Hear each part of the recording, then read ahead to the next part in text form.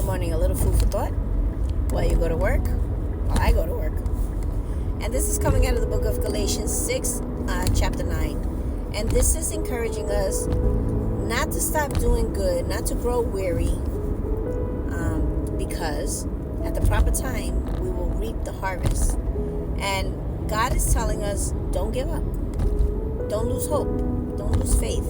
I know things are hard, but if you stick it out and you ride by me, I will give you the blessings and the rewards that are due to you if you don't tire out. And tiring out means we forget to doing the good, meaning doing God's will. So he says, do not stop doing the good. Where does goodness come from? From God. It comes from doing his will. So if we stop doing the good and we're doing our will, is that going to really produce any good? Most likely not. Why? Because we're imperfect. And we are not supposed to direct our own steps. And if we're directing our own steps, then it's going to lead into disaster. Our steps have to be led by God. Our steps have to be directed constantly by our Creator. Why? Because he's our Heavenly Father. Just like a parent directs their children when they're minors. When they're adults, they're going to do whatever they're going to do because you already instructed your children. You already raised them. But as they're minors and they're children under your wing, you're telling them what to do, how to do it, why they got to do it, because this or because of that. And you give them consequences. If you do this, this is what's going to happen. If you don't do this, this is what's going to happen. It's the same with our Heavenly Father. And he gives us his word in the Bible. The word that he gives us is like his voice saying to us, go this way, not that way. Don't tire out because the reward is coming. But when? That's what people say, when. We're impatient creatures. And we have to just know at the proper time, as God says. And when is the proper time? When it's his time that he sees that everything has been accomplished. The mission is that the good news has to be spread throughout the nations, throughout the world. There are a lot of people who don't even know God's promises, never even heard of God. They could be in a remote area, just never were raised with godliness or anything like that. So he needs everyone to be on the same page so they can understand, to make a choice. Whose side are you going to be on? Are you going to be on Satan's side or are you going to be on my side? Because I could give you everlasting life as God, but Satan can only give you temporary enjoyments of this system of things.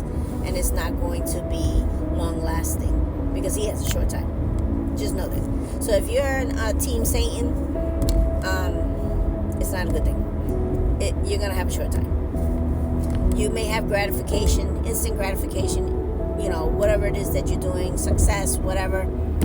And I'm not saying that God can't give blessings of success to a Christian person, someone who follows Christ. That's not what I'm saying. What I'm saying is there's an imbalance where people are absent of the love of God and they tire out, they grow weary, and they stop doing good and they do their own will, and which can produce bad fruitage because Satan influences this world.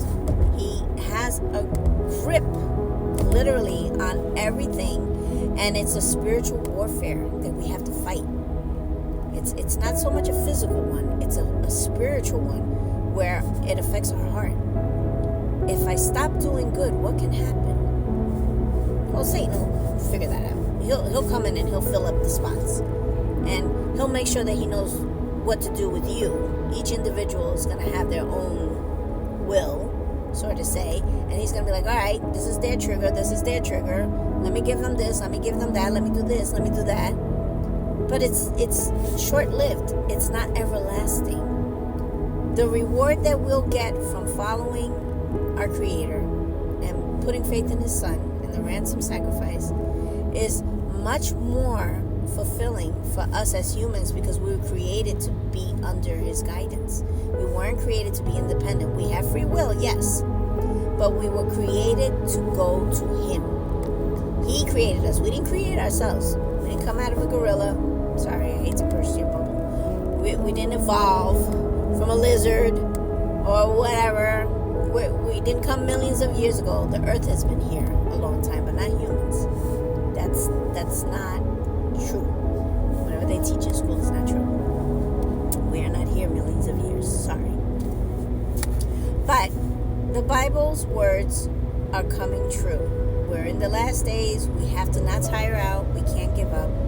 And at the proper time, God is going to fulfill the promises that He started out in the beginning before this mess came about in the Garden of Eden and Satan deceiving the first human couple and making a mess of everything that we know and live in and what exists right now in our time and the times before us.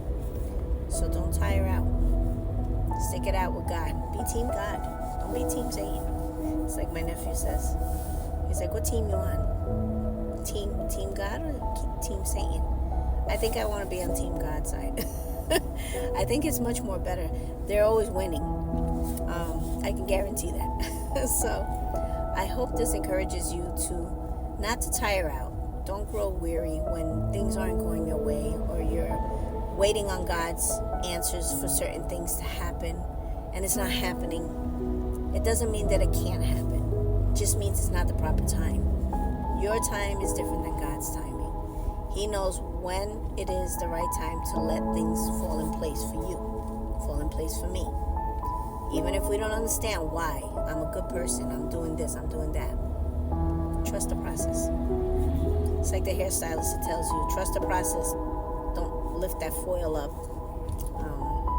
because you're going to mess up the hair, the highlights.